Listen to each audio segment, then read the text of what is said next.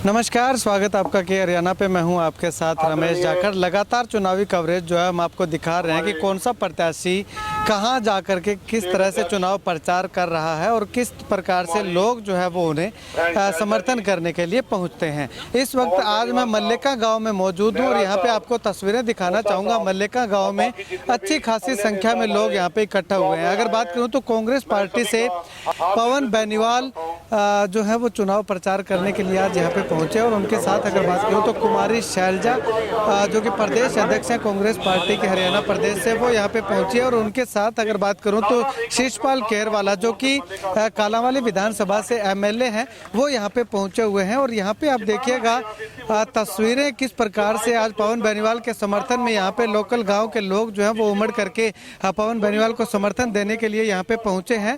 तो अगर बात करूँ तो लोकल जो स्थानीय नेता हैं, जो सिरसा जिला की कांग्रेस की कमेटी है, कांग्रेस इकाई है, वो भी यहाँ पे लगातार साथ चलती हुई दिखाई दे रही है। तो यहाँ पे तस्वीरें लगातार मैं आपको दिखा रहा हूँ मल्लिका गांव की। और मल्लिका गांव में आप देखिएगा कि पवन बेनीवाल कुमारी शैलजा को सुनने के लिए किस प्रकार से यहाँ पे लोग जो है वो उमड़े हुए हैं। चलिए इसके बाद बातचीत करने का प्रयास करेंगे कि आखिर क्या कुछ तमाम नेता जो हैं वो इन चुनाव प्रचार को लेकर के, वोटों को लेकर के कहते हैं, इलेक्शनों को लेकर के कहते हैं। और इसके अलावा विरोधी पार्टियां जो लगातार उन पे आरोप लगा रही हैं, तंज कस रही हैं, उन पे क्या कुछ कहना है वो भी जानेंगे।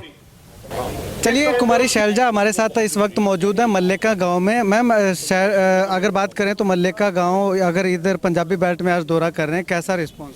बहुत अच्छा रिस्पांस है। यहाँ के लोग खुद, जो भारतीय जनता पार्टी की जिस तरह की बरगलाने की राजनीति चली है अब तक, उसके खिलाफ उनसे बहुत त्रस्त हैं, इस मौके की इंतज़ार में हैं।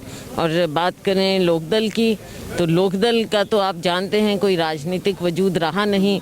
उनको वोट डालने का मतलब है कि अपना वोट ज़ाया करना। तो लोग समझदार हैं, लोकतंत्र में अपना वोट ज़ाया नहीं किया जाता, उसके साथ खड़ा होना चाहिए जो आपकी आवाज़ उठाता है। और कांग्रेस पार्टी आज मजबूत विपक्ष होकर आम लोगों की, गरीब की, मजदूर की, किसान की, आम नागरिक की आवाज़ उठा रही है। तो कांग्रेस को वोट दें। मैम, लगातार कांग्रेस आरोप लगा रही है कि अभय सिंह चौटाला जो ये कह के इस्तीफा दिया था कि जब तक कानून वापस नहीं हो जाते तब तक वो विधानसभा में नहीं जाएंगे। लेकिन अभय चौटाला ने ये कहा है कि जो आरोप लगा रहे हैं उनसे वीडियो क्लिप वगैरह कुछ होगा, कोई प्रूफ तो ला करके दीजिए कि उन्होंने ऐसा बोला। देखो, उन्होंने जब इस्तीफा दिया किस बात पे दिया? ऐसा तो हो नहीं सकता कि एक दिन उनके मन में आई होगी कि मैं आज इस्तीफा दे दूं। ऐसे तो हुआ नहीं होगा, कोई कारण तो बताया होगा उन्होंने। तो खैर, इस हमने वाद विवाद में नहीं पड़ना है।